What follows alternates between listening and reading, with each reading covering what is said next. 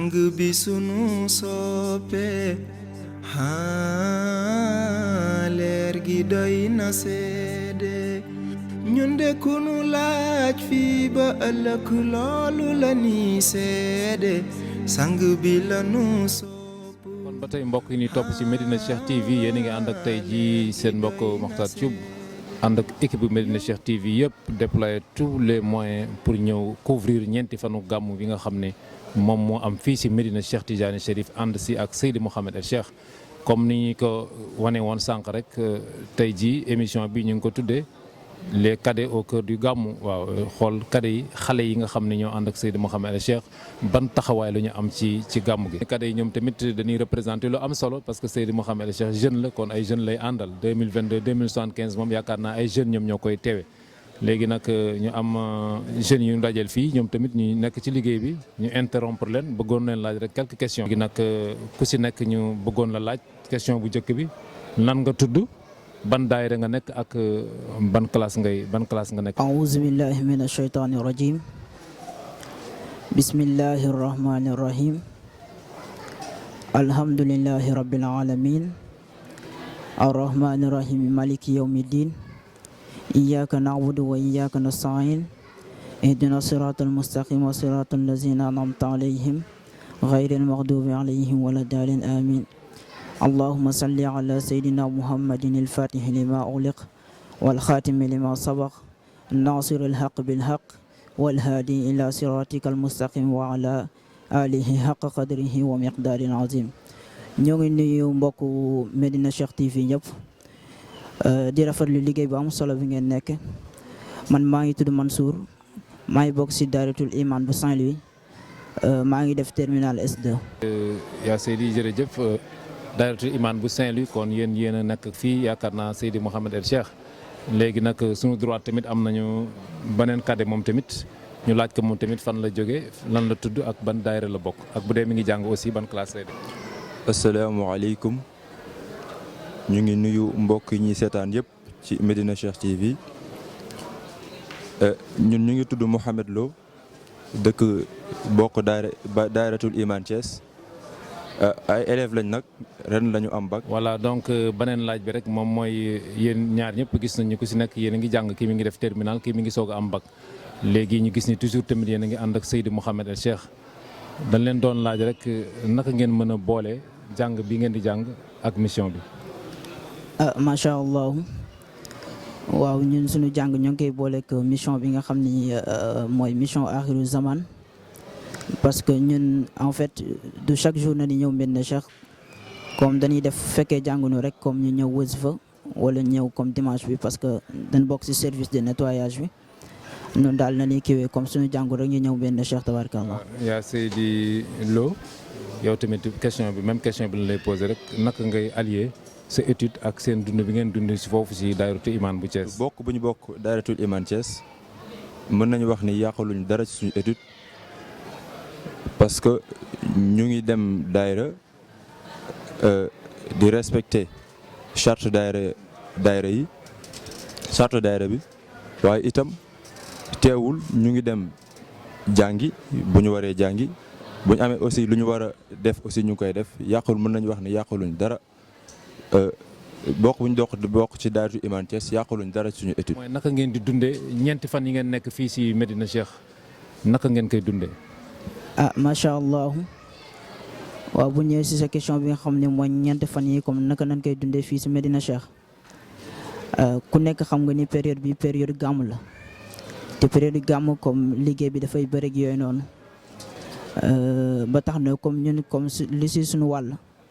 mooy comme ci cadre comme nettoyage bi comme ñu ñoo yore ci kii service de nettoyage et d'assainissement bi fan yi gàmm nag nekk fan yi am solo. parce que li nga si mën a am si gàmmu gi lu jafe lay doon pour nga amaat ko benn yoon la si at mi kon daal bu jotee daal ñu profité si day doon farata macha allah. waaw macha allah yaa Seydi am na solo parce que li nga wax am na solo parce que ñeenti fan yi ay fan la yoo xam ne daanaka bu la rëccee dootoo ko amati comme ni ngeen ko waxee rek profité si bu baax ci wàllu liggéey bi da ci am solo. waaw ñeenti fanu lumière la. ñu ngi koy dund bu baax a baax ak Seydi Mouhamed El Cheikh moom mi ñu fi tax a ñëw waaw di ñaan daal lépp luñ fi dund lépp luñ fi taataan ci lumière ñu mënuloo ko bokk kook waa Sénégal yëpp ak bokk kook suñu njaboot suñuy famille di ñaan yàlla feebar bii ñu nekk période mbas bi ñu nekk yàlla jëlee ko fi bi jaahi Mawlaay Cheikh Ahmed Tidiane. léegi dañ doon laaj rek tey jii bu fekkoon da ngay lancer benn message ci jeunes yi nga xam ne ñoom ñoo nekk di la déglu tey jii partout dans le monde ban message nga leen di lancer. incha allah message bi ñu bëggoon lancer jeunes yi suñu mbokk jeunes yi nga xam ne ñoo nekk fépp ci àdduna bi di déglu mooy kenn ku nekk fa nga nekk nga xool sa kilifa lu mu la jëriñ bu fekkee jëriñ na la nga continuer nekk ci keppaaram parce que nit boo jógee jox sa bopp kilifa war nga toog lu mu dee un an nga xool sa bopp nga xool kilifa gi lan la jëriñ concernant ñun comme suñu cadre comme sama mbokk yi li ma leen di lancer daal mooy ñu gën a naamaat pas-pas ci bërëb bi. leer gi doy na seede ñun de ku nu laaj fii ba ëllëg lool. ñu am nag ci plateau bi sunu ñaari invité yu ñu am ñu gis ay xale yoo xam ne ay jeunes ñoom tamit ñëwoon nañu ci gàmmu gi kon nag déjà ki ñu nekk suñu droite ñu jox ko micro bi laaj ko première question bi rek moom mooy mu wax nu turam wax nu daayiratul iman bi mu bokk wax nu aussi bu fekkee dafay jàng ban classe la nekk. asalaamaaleykum fa tabarakallah ñu ngi nuyu ñëpp di ziar ñëpp macha allah mu mel ni ñun ñi ngi tudd Mouhamed Niang ñi ngi bokk daayiratul iman Thiès ñi ngi def bu école tijjee incha allah classe de terminale S5 incha allah. kon nag yaa Seydi yow tamit xaar ñu jox la kàddu gi nga wax nu yow tamit fan nga dëkk naka nga tudd ak bu dee yaa ngi jàng aussi ban classe ngay def. aouzu billahi min ashaytaani rajim bismillahi rahmaani rahim wa sallallahu ala sayyidina wa mawlana muhammadan rasulillahi sallallahu taala alayhi wa sallam wa radiyallahu an saahibil xadmi wal katmiya xutbul abbas mawlaaya cheikh ahmad tijaani sharif radiyallahu taala anhu wa radiyallahu aydan an xutbul axtaabil kabiru nuur mawlaaya seydi mouhamed el cheikh asalaamaaleykum wa rahmatullah ñun nag ñu ngi tudd Madiane Diack waaw ñu ngi bokk ci daayiratul iman bu Roos Sénégal waaw élève nanu nouveau bachelier ñu ngi judd en 1997 tabarakallah. kon gis nañu ay jeunes lañu yoo xam ni kenn ki bu école ubbee mi ngi def terminal kenn ki mi ngi soog a am bac mais dañu gis engagement bi nga xam ne moom la ñu am ànd ak Seydi Mouhamed El Cheikh toujours kon nag première question rek bi nga xam ne moom la ñu jëkk laaj moom mooy Seydi Mouhamed dëkk nekk Thiès question bi ñu lay laaj rek moom mooy tey jii boo nu doon wax kan mooy Seydi Mouhamed El Cheikh lan nga ñuy wax. fa tabarakallah mu mel ni Seydi Mouhamed El Cheikh nit lott na xam kan mooy Seydi Mouhamed El Cheikh parce que li mu làq ci réalité nit mënu kaa estimer parce que dépassé na même xalaatu nit fi mu yem moom sang bu tedd bi dépassé na ko waaw mooy ki nga xam ni moom la Mawlana Cheikh Ahmed Tidiane yi jëlal boppam defar ko ci côté leer ci côté ruuxaani yu bàyyi ba aaxiru zaman bi nga xam ni lëndëm gi bari na ñaawteef yi bari na mu wàcce ko ci zaman pour mu mën a sauver àdduna moom Seydi Mouhamed El Cheikh nag nekk imam al mahdi al muntazar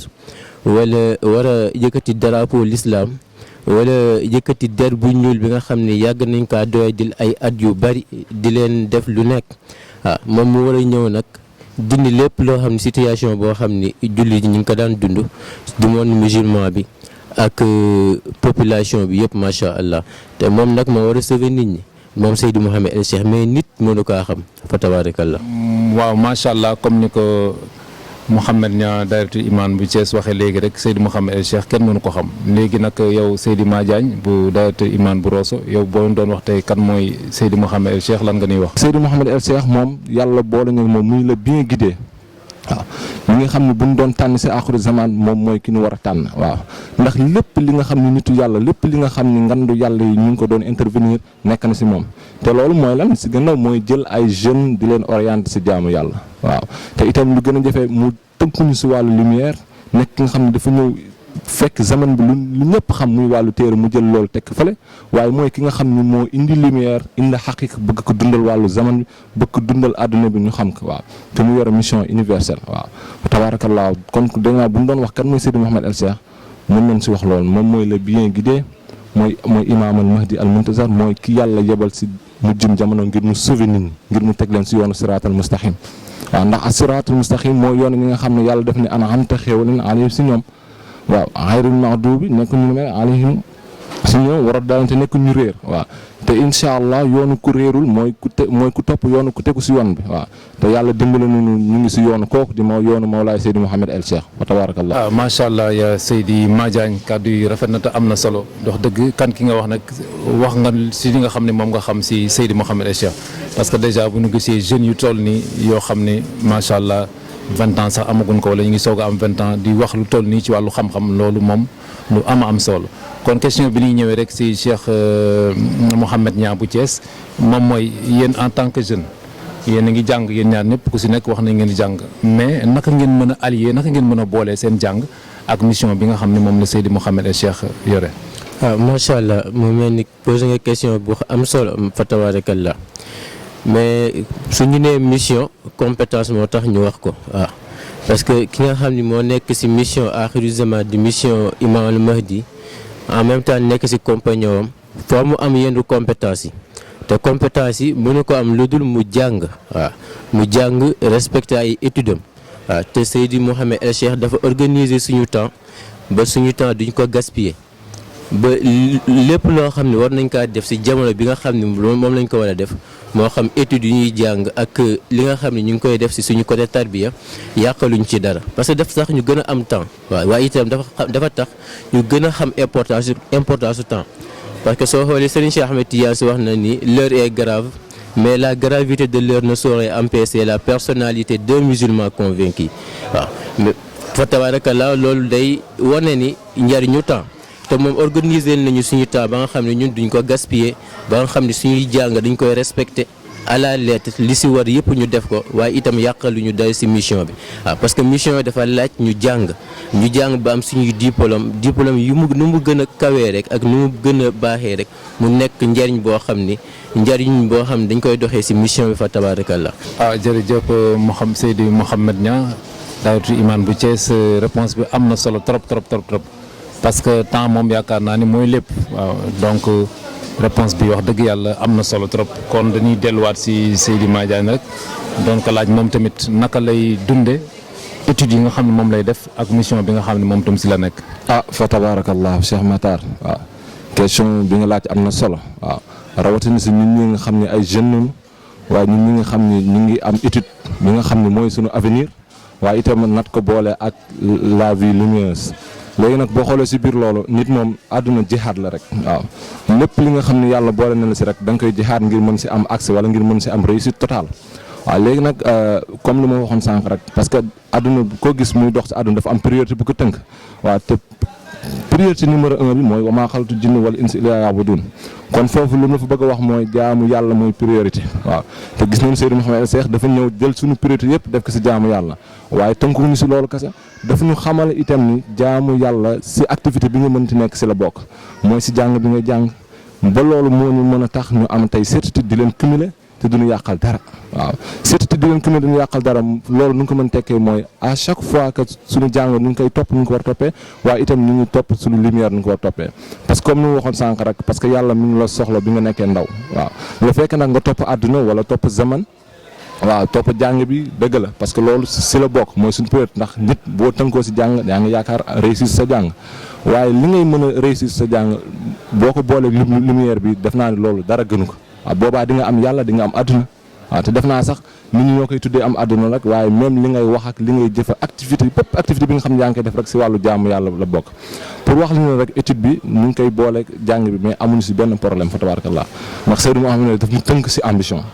ambition bi mooy lan heure jàng bu jotee di nga dem jàng waaye ambition bi mooy lan fu waxtu jotee wala fu xadara jotee wala fu wajifa jotee da nga si tënku si loolu ba fa tabarakallah doo si am benn jafe-jafe. kon macha allah Seydi Madiagne réponse bi am na solo ak Seydi Mouhamed Niang daawatu imaan bu Thiès léegi nag xam naa ni am na seen mbokku jeunes yu bare yoo xam ne ñu ngi nekk di leen déglu actuellement léegi nag dañu bëggoon rek pour te kenn ku si nekk wax ban message lay lancé jeunes yi nga xam ne ñoo nekk di ko déglu. fa tabarakallah mu mel ni jamono ji ñu toll lëndëm gi bari na ñaawteef yi bari na te jeunes yi nga xam ne ñi nga aspiré ni ay musulman lañ war nañoo xoolaat seen taxawaay parce que soo xoolee àdduna bi jamono ji fi mu toll lëndëm gi bari na ak li nga xam ne moo mën a détruire ndaw bari na te yoonu ndaw lu gàtt la waaw parce que li borom bi wax rek nee na ku ko dénk sa ndaw mu teel la sa mag mais contraire bi itam soo caaxaanee sa ndaw mu seetaan la sa mag kon nit ki jamono bi nga xam ni jeune nga war nga def li nga xam ne mooy sa wareef li nga war a def daal c'est-à-dire bu fekkee da ngay jàng nga respecter sa jàng respecter sa diine respecter say ñaari waajur te am kilifa gi ko mat waaw parce que soo xoolee borom bi subhanahu wa taala nee na yaa ayyuhal lazina amanu ittaqullaha wabtahu ilayhi wasila yéen ñi nga xam ne gëm ngeen ma gëm gi di dëgg